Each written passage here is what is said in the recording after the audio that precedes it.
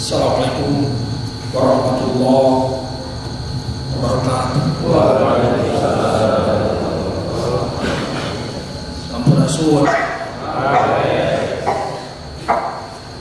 Ilahi anta maksudi Warito kamatuli Atuni mahabbataka wa ma'rifataka.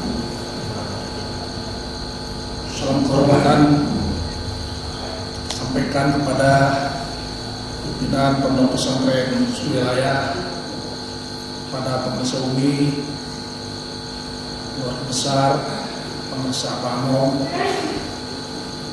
keluarga besar pemirsa Baspuh, Mutia Salamina Ayadina Kinanjar Perhitungan, Rahayu Sadayana, Waluya Salamina, kita juga yang hendak melakukan kajian Tausudur ya mursyid kita pemirsa Manom, mudah-mudahan berkahan selalu menyertai kita. Amin ya rabbal alamin. Bapak-bapak, ibu, para kiai, para ustaz, ikhwan, akhwat, saya hormati dan memuliakan, saya banggakan, saya hormati juga Pak Kiai Dede Rahman yang baru saja memberikan cerahan yang sangat lengkap tentang amaliyah Tekien Suriraya. Mudah-mudahan kita bisa mengamalkannya sebagai bentuk mengamalkan, mengamankan dan melestarikan tarekat Qadiriyah Sabaniyah, amanat dari mursyid kita, guru kita, Pak Basa Kiai Haji Ahmad Syahid Wafa dan Arifin. Saya secara pribadi juga harus mengucapkan selamat Idul Fitri, selamat Lebaran pada suasana awal sawah ini. Minal izin wa faizin, taqabbalallahu minna wa minkum, siyamana wa syuhakum, taqabbal ya karim. Mudah-mudahan pada 11 bulan pasca Ramadan kita bisa terus menerus menghidupkan, menggelorakan spirit Ramadan. Kita bisa menjaga kebersihan hati kita semuanya. Pada malam hari ini tentu saya harus membacakan terlebih dahulu teks dari Miftahus Subur, kitab yang sangat menarik yang ditulis oleh penulis Manom sebagai salah satu pedoman kita dalam bertarekat, dalam bertekien ini, melanjutkan kajian pada bulan sebelumnya, pada bulan Ramadan. Saya bacakan kurang ngawabatan juga sebacan sami-sami nyarahan kitab anu kalintang aheng naya berancang kuret bahasa Sundanya tadi. Bismillahirrahmanirrahim. Allazina amanu wa tatma'innu qulubuhum bizikrillah tatma'innul qulub. Itu orang-orang beriman dan merasa tenang qulubuhum, hati-hati mereka, dari kata qalbu untuk tunggalnya bizikrillah, dengan mengingat Allah, ala bizikrillah tatma'innul qulub.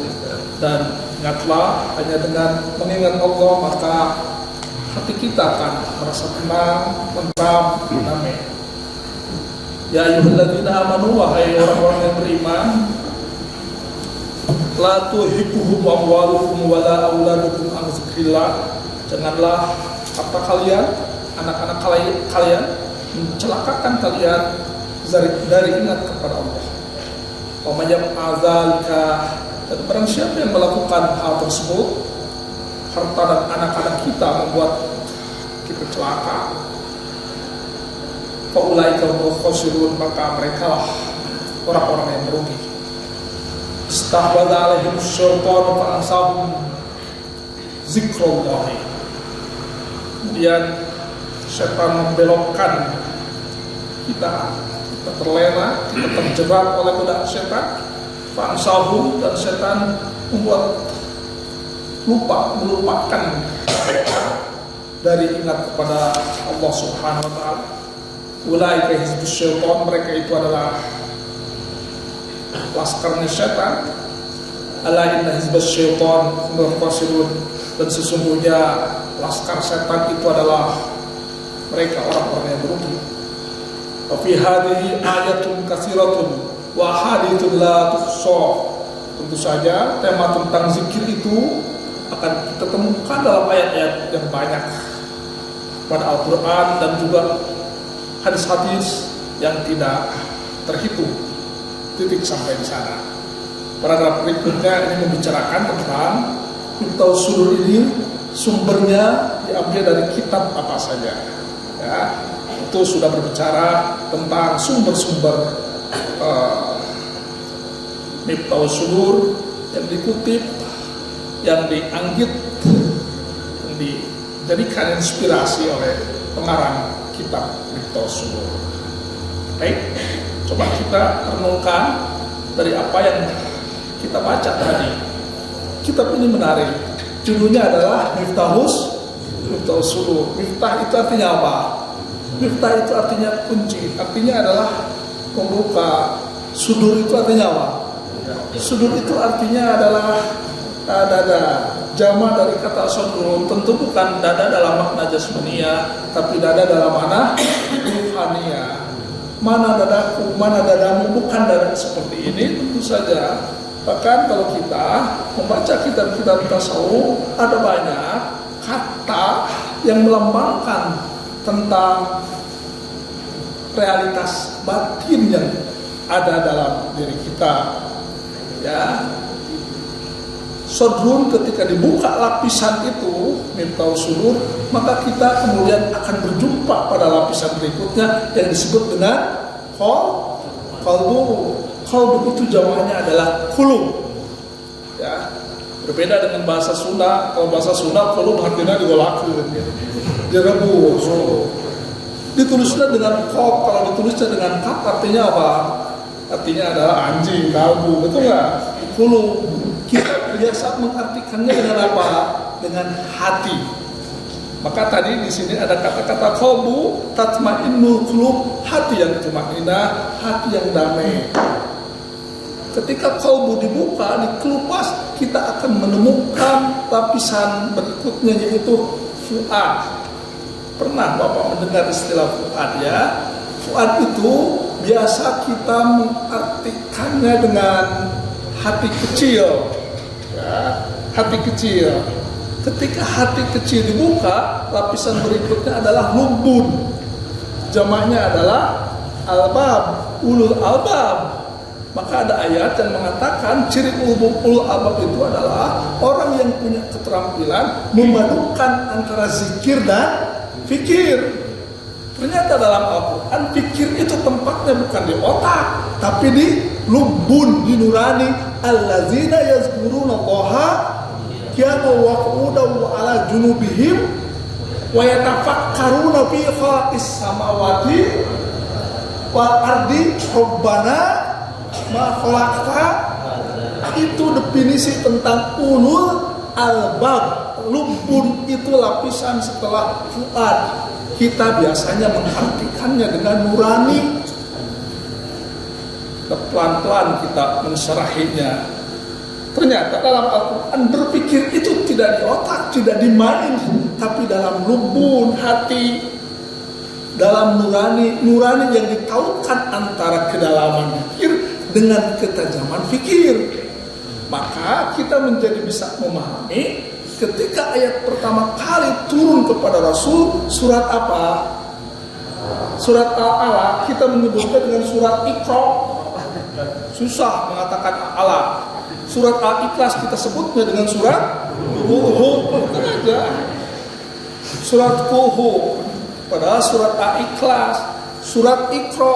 Iqra bismi rabbikal ladzi khalaq. Tidak cukup membaca, tapi membaca yang harus melibatkan kesadaran Tuhan. Iqra bismi rabbik. Coba. Ada banyak orang yang pintar, tapi pintar itu menyesatkan. Kenapa? Karena hanya yatafakkarun, tidak yazkurun. Betul tidak? Coba ibu lihat, orang korupsi triliunan rupiah keluaran SD bukan? S2, S3, profesor malah triliunan beakta Pertamina, Pertalit dioplos ujian pertama, beli pertama pada ajarona Pertalit, ibu masyar minyak kita sakilo osina, tidak melibatkan yazkurun. Seperti itu. Kita lanjutkan. Lumbun jamaknya adalah al-ab. Ketika lumbun dibuka dengan tadi amaliyah tadi yang disampaikan oleh Ustaz Dede dengan sangat bagus, maka kita akan menemukan lapisan selanjutnya, namanya adalah sirum. Ada yang mengatakan sakof dulu, tapi kita permudah saja. Sirum itu artinya sir itu artinya rasa. Memang susah mendefinisikannya. Ketika bapak mengatakan cinta terhadap istri bapak berhubungan dengan rasa, berhubungan dengan sir, tapi kita sulit mendefinisikannya, betul nggak? Karena yang merasakan bapak dan istri bapak, betul tidak? Ketika sirun dibuka, maka lapisan intinya kita akan berjumpa dengan apa yang disebut dengan jangan pura-pura tidak tahu, Pak. Anak, betul nggak? Sirul asror, kita akan menemukan anak. Anak itu siapa? Anak itu Tuhan. Kita tidak boleh memiliki sifat anak, sombong namanya. Kita mengatakan ananiyah. Ananiyah itu adalah orang yang sombong, yang menjadi awal celakanya Fir'aun. Mengapa? Karena dia memiliki watak ananiyah. Ana rabbukumul a'la. Kata siapa? Kata Fir'aun, yang menjadi awal Fir'aun dan bala tentaranya. Kemudian dia tenggelam di samudra Laut Merah. Ana rabbukumul a'la. Sama juga anak, tapi anak di sana bukan dihubungkan kepada Tuhan usul, kata Ustaz Dede, tapi justru anak menjadi cikal bakal bagi kesombongan. Betul tidak? Ada juga tokoh yang selalu kita sebut dalam wirid kita, dalam khataman kita, namanya Abi Yazid Al-Bustami, betul nggak? Kita juga pernah mengatakan anak, dia juga pernah mengatakan anak. Apa bedanya anak yang disampaikan oleh Abi Yazid dengan anak yang diutarakan oleh Fir'aun? Apa bedanya? Padahal sama-sama mengatakan anak, tapi yang satu kita mengatakan celaka sebagai puncak dari kesombongan, sementara Abi Yazid kita kirimi Fatihah dalam khataman kita. Apa bedanya? Setelah diteliti, ternyata sangat jauh berbeda. Ketika Fir'aun mengatakan anak, Fir'aunnya yang muncul, Tuhannya hilang, sombong. Ketika Abi Yazid mengatakan anak, Abi Yazidnya hilang, Tuhannya yang muncul. Mana yang lebih mulia? Yang satu melambangkan tentang kemusyrikan, yang satu justru menjadi puncak dari ketauhidan. Anak, hati-hati dengan anak. Kalau anak membuat kita semakin rendah hati, itu adalah jalan tasawuf. Ketika anak justru membuat kita sombong, lemah dan takabur, maka itu adalah jalan kesesatan. Seperti itu. Zikir sesungguhnya mengingatkan kita untuk selalu menjadikan Tuhan sebagai jalan keutamaan kita melalui petunjuk kompas yang telah digariskan oleh mursyid kita. Alladzina amanu wa tatma'innu qulubuhum bi dzikrillah, ala bi dzikrillah tatma'innu qulub. Jadi ternyata kalau kita membuka Al-Quran, ketika menggambarkan batin kita sangat rumit. Berbeda dengan hal yang sifatnya jasmania. Orang barat itu hanya mengenal 3 lapisan, Pak, betul nggak? Pertama, lapisan luar namanya body, betul nggak? Badan.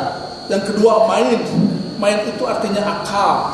Yang ketiga, soul, jiwa, spirit. Islam lebih kompleks lagi. Body kita menyebutnya jasmani, akal itu lebih. Ada aklu istilah itu, ada fikru dan lain sebagainya. Apalagi ketika berbicara tentang batin yang tadi kita sampaikan. Hal yang sifatnya jasmani, sejauh apapun bisa kita tempuh, betul nggak? Bisa kita singgahi, bisa kita jumpai, bahkan bisa kita lihat. Walaupun Bapak belum pernah ke sana, tapi Bapak sudah tahu Amerika, betul tidak? Sudah pernah ke Arafah, walaupun melalui YouTube, tapi bisa dilihat. Dan betul memang seperti itu penampakannya. Hal yang bersifat badani, body, akal juga bisa membuat orang pintar, gampang, ada sekolahnya. Itu enggak? Sekolah bisa pintar. Tapi hati, siapa yang tahu kedalaman isi hati? Nah, ada, hanya Bapa dan Tuhan Bapa. Jauh, dekat, tapi jauh tapi dekat. Siapa yang paling sering melakukan perjumpaan dengan Bapa? Siapa? Secara jasmani. Di luar Tuhan, siapa? Istri Bapak misalnya. Apakah istri Bapak juga tahu tentang kedalaman hati Bapak? Contoh, Bu.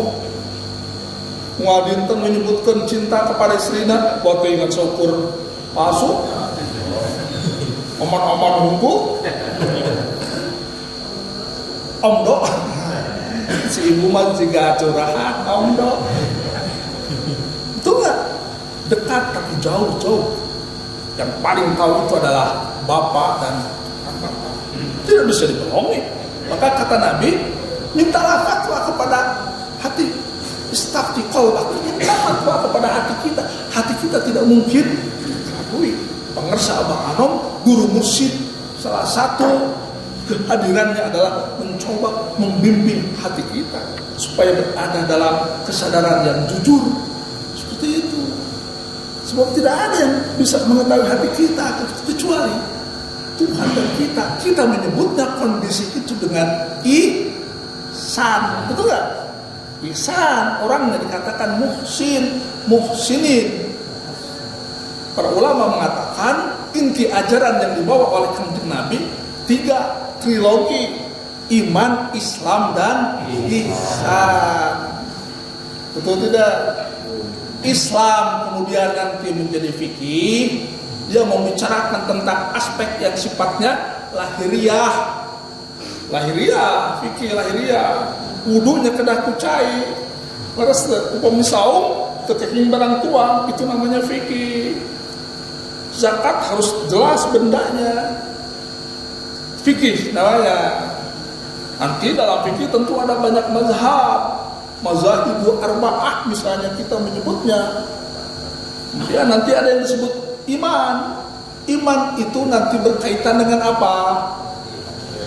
Pikiran.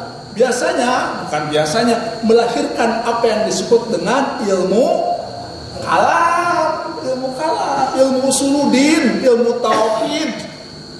Nanti di dalam ilmu kalam ada banyak. Kalau tadi ada banyak mazhab, dalam ilmu kalam ada banyak aliran, betul nggak? Ada Asy'ariyah, ada Jabariyah, ada Mu'tazilah, betul nggak? Yang ketiga, ihsan, berkaitan dengan hati, nanti melahirkan apa yang disebut dengan tasawuf. Alirannya disebut dengan tarekat. Salah satu tarekat yang kita yakini, bukan salah satu tarekat yang kita yakini disebut dengan mutabarah adalah tarekat Qadiriyah Naqsyabandiyah. Ihsan annaka tarahu fa in lam takun tarah fa innahu yaraka. Seperti itu. Tatmainnul qulub, membuat hati kita menjadi tenang, hati kita menjadi damai. Ihsan, ihsan itu berkaitan dengan hati, iman itu berkaitan dengan akal, Islam itu berkaitan dengan body. Ketiga-tiganya tidak boleh ditanggalkan kena-kena atau tarekat sereng tasawuf. Nu penting mah eling ka pangeran, akhirnya sholatnya ditinggalkan kejawen nu kitu mah Sunda wiwitan kitu mah di antarana waras teu. Kata Imam Malik yang sering dikutip oleh Imam Al-Ghazali, hubungan antara tasawuf dan fikih sangat erat. Man tasawwafa walam yatafaqqah faqad tafassaqo wa man tafaqqaha walam yatasawwaf faqad kazandaqo wa man jama'a bainahuma faqad tahaqqaqo. Siapa yang bertasawuf tanpa fikih fasik. Siapa yang fikih tapi tidak melibatkan tasawuf zindik. Wa man jama'a bainahuma faqad tahaqqaqa. Siapa yang menghimpun keduanya pasti mencapai hakikat. Seperti itu ajaran pengsamaan. Itulah yang disebut dengan tarekat mutabarah, tarekat qadiriyah dan syadaliyah. Ala bizikrillah tatma'innul qulub. Dengan zikir kepada Allah maka hati kita akan tenang. Ayat berikutnya, ini himpunan dari ayat-ayat Al-Quran, di mana Tuhan menyerukan kepada kita agar kita tidak tergelincir oleh amwal. Amwal itu apa? Harta kita, anak-anak kita. Dari ingat kepada Allah. Barang siapa yang tergelincir, terpesona, tergoda oleh harta dan anak-anak kita, maka dia adalah orang-orang yang rugi. Dulu Imam Ali pernah ditanya tentang definisi zuhud. Bagus jawabannya. Dia mengatakan zuhud itu bukan anti dunia. Zuhud itu adalah kemampuan jiwa kita untuk mengontrol dunia, tidak dikontrol oleh tamlikud dunya wa ayamlikud dunya wala tamlikuhu. Di hadapan dunia kita menjadi subjek, bukan menjadi objek. Waras tuh. Itu adalah kemampuan kita mengontrol istri kita, bukan dikontrol oleh istri kita. Pengalaman bapak-bapak. Itu namanya zuhud. Zuhud itu adalah kemampuan kita untuk mengontrol kekuasaan, bukan dikontrol oleh kekuasaan. Boleh Iwan jadi bupati, tapi jangan kemudian dikontrol dengan kekuasaan sebagai bupati, tapi justru jabatan bupati harus mampu dia kontrol kekuasaan di tangan. Itu yang disebut zuhud. Itu yang disebut amwal wa auladakum, tidak mencelakakan. Seperti itu. Guru mursyid kita telah memberikan teladan yang sangat baik tentang hal tersebut. Imam Ali memberikan pengertian yang sangat bagus tentang zuhud. Dan juga Syekh Abdul Qadir Jailani, qaddasallah, luar biasa. Seorang pendiri tarekat Qadiriyah dengan harta yang luar biasa, berlimpahnya seperti kita berlimpah utang. Tadi disampaikan oleh guru kita, betul nggak? Angkan ikhwan tarekat Qadiriyah tapi mual poe lain di masjid tapi jebangnya mau. Biasa nama orang Sunda mas seringkali meringkas kata-kata. Di Lebak aya nu namina patapan, tina kecap naon? Patapaan, tempat tapak. Di Lebak oge aya nu namina kabagjan, tina kecap naon? Kabagjaan. Orang Sunda mah disingkat. Main bola tina kecap naon? Main bal disingkat. Orang Sunda mah main bola teh janten main bal. Patapan tina patapaan. Hutang jadi naon? Hutang. Lain hutang. Jadi pohon hutang. Di mana-mana hutang mah jadi pohon. Jadi hutang. Di mana-mana hutang mah jadi pohon. Lebih galak anu nginjem daripada anu nginjemkeun. Di mana-mana eta teh sok digoreng tungtung nak lamun hutang. Kumul humul khosirun, orang yang merugi. Itu enggak? Luar biasa. Persamaan menjadi teladan kita semuanya. Coba lihat persamaan mah dinaraksukan apa ada bahasajan upami meninggal foto-foto persamaan nalika anjeunna sering ka kampus ka pungkur perlente pisan ngedasi akopea sakieu eta gongna teu dugi ka 4 meter misalnya abi mah teu ngeun saha wae teu buncak urang biasa we bahasajan malik upami abdi ninggal foto anjeunna sapertos eta we sapertos manusia pergerakan ka pungkur anu ngamerdekakeun bangsa Indonesia upami ninggal pamenta anjeunna dina foto sapertos Bung Karno saking sapertos Bung Hatta sapertos Muhammad Nasir balik upami anjeunna diraksukan teh bahasajan we biasa pada anjeunna wali abad 21 sok tinggal sore simkuring mana wali tapi bahasajan dan ciri kawalian mah ciri kamarsudan henteu diletakkan di tubuh terus tapi dalam kekuatan kalbu betul nggak tinggal satu tidak saja bisa Malik Syekh Abdul Qadir Jalani pun tentu pemilepan ciri kemursyidaan ciri orang yang melakukan menjalani tarekat 3 katanya. Pertama khilatul kalam artinya apa? Khilatul kalam tidak banyak bicara. Kira ke mursyid lo ngomong. Saat ada komentaran, tadi tuh dia tuh para guru khilatul kalam. Tidak banyak bicara. Coba Bang Arsa. Ada nggak di sini yang punya pengalaman ngawang politika saja? Nggak kan pernah. Betul nggak? Kita hanya menyampaikan ayat minta didoakan oleh pengarsa Abah Anom, kemudian beliau menempelkan di mari. Kita meyakini apa yang beliau sampaikan dengan penuh penghayatan kita, betul nggak?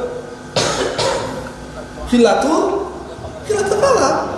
Yang kedua apa? Khilatul nu'am. Artinya apa? Tidak banyak tidur. Tidak banyak tidur dicontohkan oleh Syekh Abdul Qadir Jalani. Wudu subuh, wudu isya.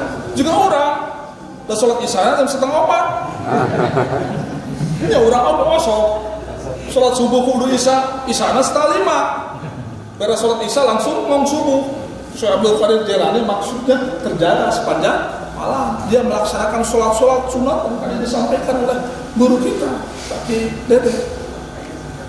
Yang ketiga itu adalah khilatul kalam, khilatul nu'am, khilatul to'am. Artinya apa? Terlalu dahar. Orang mamus dahar. Menakiban lilana teh antri parasmanan. Dipoto di parasmanan. Ciri menakiban naon? Parasmanan. Kumaha? Khilatul kalam seperti sederhana tapi tidak mudah, betul enggak? Khilatul kalam, khilatul to'am, khilatul nu'am. Kita mungkin antitesanya kasratul kalam, loba ngomong, kasratul nu'am, loba sare, kasratul to'am, loba dahar. Dibalik kurang Ramadan oke, tampaknya lebih boros daripada bulan yang lain. Coba lihat ibu raksukan Ramadan separah hiji meser 5 tawaf di pasar baru seperti itu. Luar biasa pengarsa Abah Anom ketika hal itu melekat dalam kepribadian pengarsa. Betul nggak? Terseur nyarios, terseur tual, terseur kolam, orang mah terbalik juga nanti bau keneh di tanah kalangit orang mah uyuhan we kaangkat keneh oke mudah-mudahan we amin ya rabbal alamin kan lebat tanah terbang 57 terus tuh kita segitu yang biasa sabano khilatul kalam. Dulu saya tulis dalam buku pengarsa Abah Anom Wali Fenomena Abad 21. Dulu pernah ada seorang tokoh Muhammadiyah, ketua MUI yang pertama, namanya Hamka Haji Abdul Malik Harim Abdullah, yang mengarang banyak buku, di antaranya Tasawuf Modern, atau dia juga seorang novelis, penulis novel jadi film tenggelamnya kapal Panderwik di bawah lindungan Ka'bah. Tenggelamnya kapal Panderwik itu berbicara tentang cinta tidak sampai, seperti cinta mahasiswa di sini selalu ditolak oleh mahasiswi.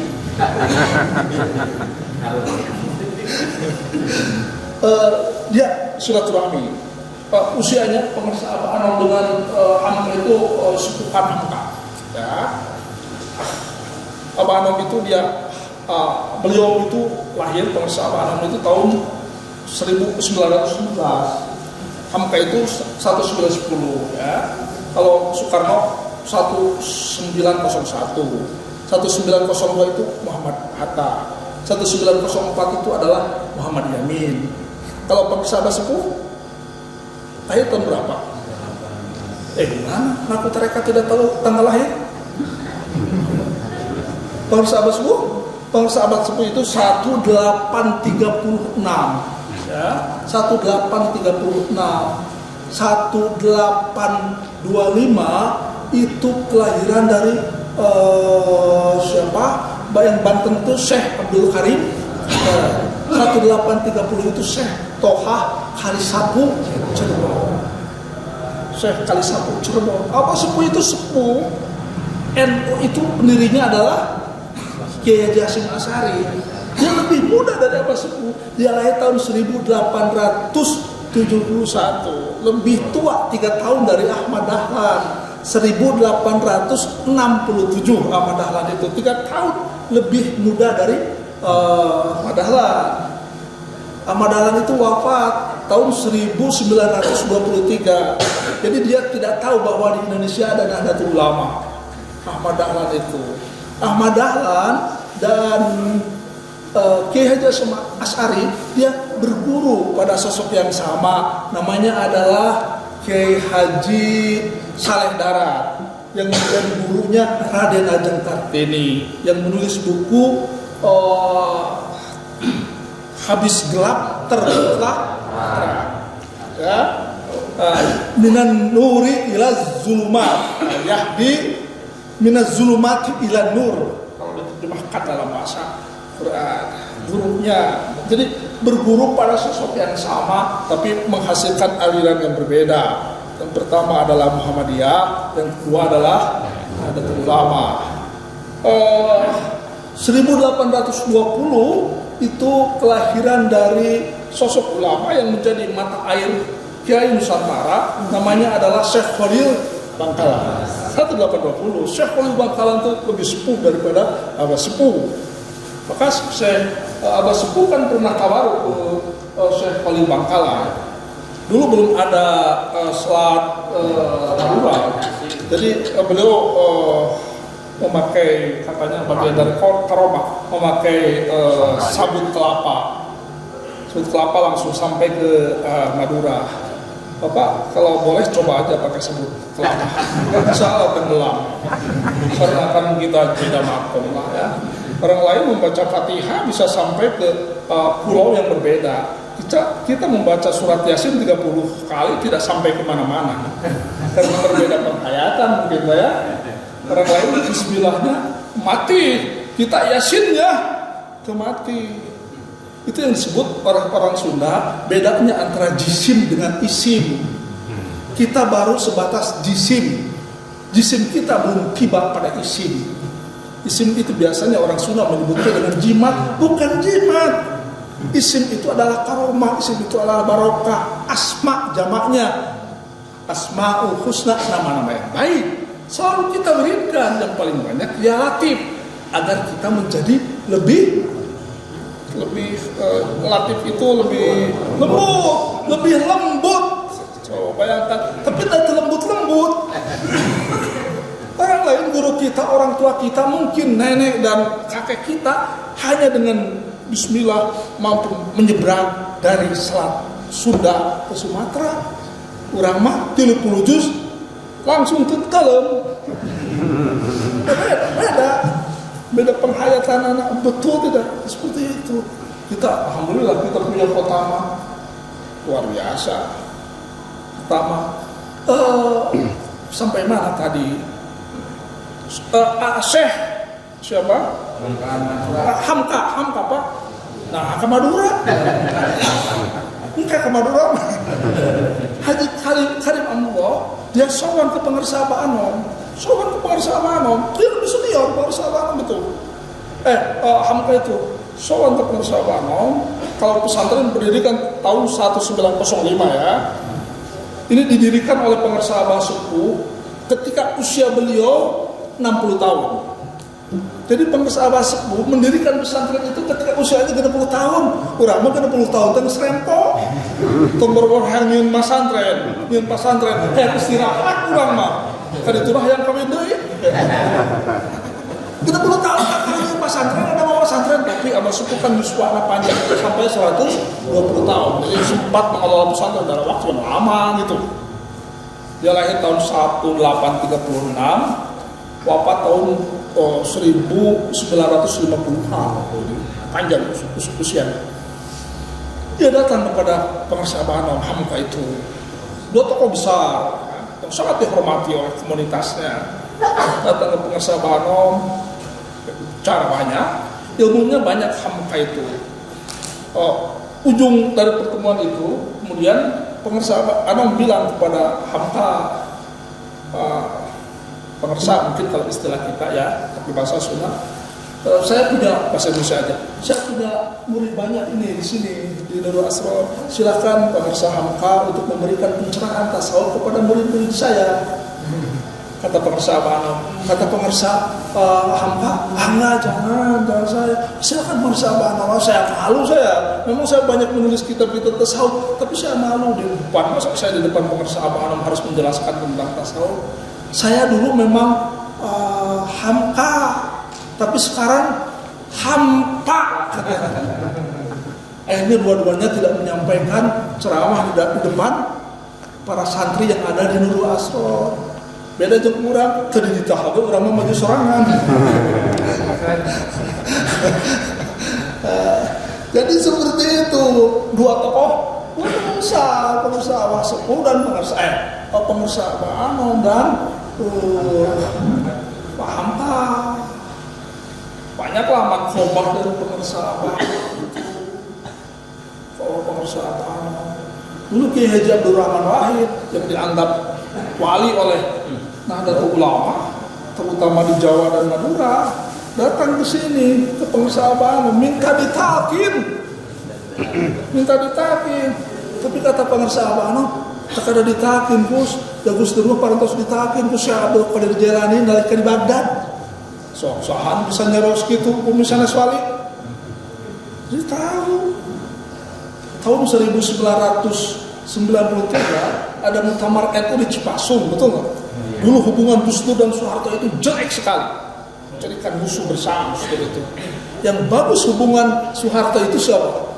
Pengarsa Abah Anom.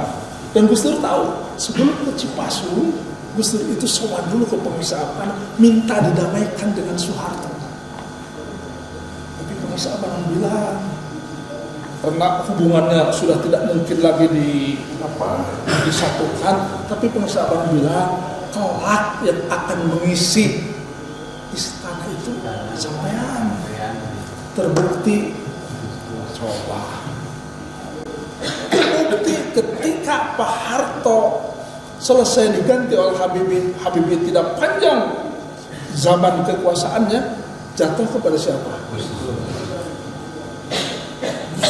Menurut saya ingat terhadap apa yang disampaikan oleh seorang guru yang sederhana yang ada di bawah kaki Gunung Sawah dan Cakrabuana, namanya adalah Pengarsa Abah Anom, tentang prediksi, tentang ramalan kuasa ini. Saya mengingat tentang itu. Bapak kantor di Ramadan, mau itu luar biasa. Kehebatan dari zikir itu namanya efek, itu namanya karomah. Orang mahayang karomah dikir tarak. Setiap saat sholat orang menatilu dikir teh. Tilu orang maniatna dikodoan kepetin barang ngodoan. Itu mah HS. Betul tidak? Jadi orang jauh makomna, jauh tanah ka langit. Seperti itu. masih urang mah la tuhikuhum amwalukum wala auladukum an dzikrillah. Tapi kita masih tergoda oleh amwal, tergoda oleh aulad, tergoda oleh azwaj, betul nggak? Terdikir pemajikan ngajak ngobrol dan dijawab heula. Terus malah ngagoreng asin heula. Pemajikan kamu ini udah nuhunkeun heula asin. Tinggalkeun we sajadah teh. Tadi hayang buka karomah. Fa'ansahum zikrullah. Syaitan itu kemudian melupakan mereka dari ingat kepada Allah Subhanahu wa ta'ala. Kita pidato sampai subuh. Sholat subuh, pidato malam hari. Sampai di sini aja deh. Karena sudah selesai juga yang dibacanya. Wa fi hadhihi ayatun katsiratun wa hadithun la tuhsa wa laysa li fi hadzal. Ini belum dibaca. Saya bacakan aja dulu Pak ya, supaya kelihatan kajian Miftahus Sudurnya. Ada rujukannya supaya tidak pura-pura. Ada kitabnya ya. Tadi sudah ayat-ayatnya. Saya akan selesaikan sampai al-faslul awwal fi bayani mahiyatin nafi wal isbat.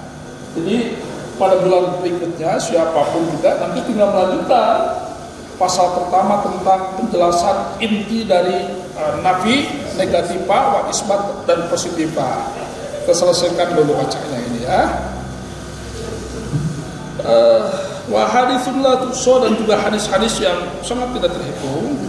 Walaysa li fi hadzal majmu' illa al-kitab wa jama'tu min al-kutubi muta'addidati wa khassatuha min sirril asrar wa gunyah li talibi tariqil haqqi azza wa jalla wa jami'i usulil awliya wa ghazinatil asrar wa qala'idil jawahir wa fathil arifin wa tanwiril qulub wa fuyudatir rabbani wa min hisaniyati wa ghairiha. Artinya oleh sali, dan tidak ada untukku fi hadza majmu' dari apa yang dikumpulkan kecuali tulisan-tulisan himpunan yang telah aku himpun dari kitab-kitab yang tidak terbilang, kitab-kitab yang banyak ya. Ini menunjukkan bahwa pengarsa Abu itu pembaca yang sangat tekun gitu. Beliau tidak anti terhadap ilmu, bahkan mendirikan perguruan tinggi gitu ya. Terutama kitab ini diambil dari kitab Sirrul Asrar ya, kemudian kitab Jami' Usul Auliya wa Khazinati Asrar wa Qala'idil Jawahir wa Fathul Arifin wa Tanwirul Qulub wa Fuyudatir Rabbani wa min hisaniyati wa ghairiha, dan lain sebagainya. Min kalamil ulama, dari perkataan para ulama ar-rasyidin yang tercerahkan, wasulaha al-arifin, dan yang soleh al-arifin yang arif.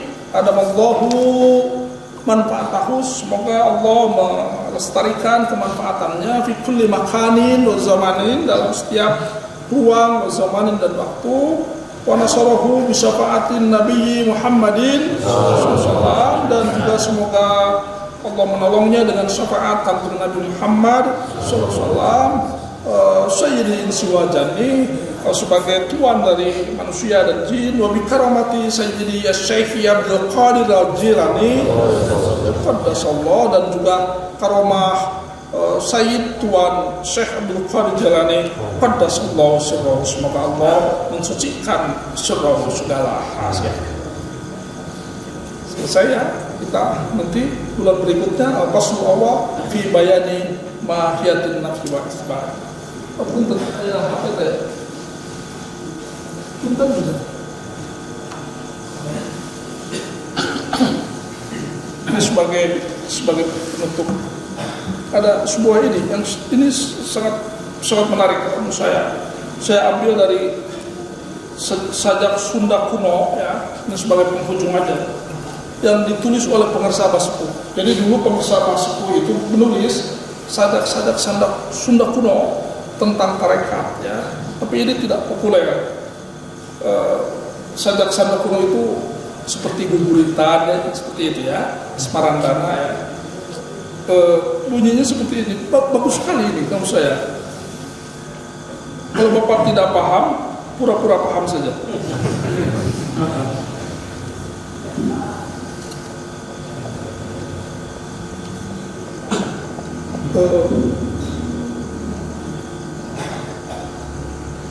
Nah ini seperti ini.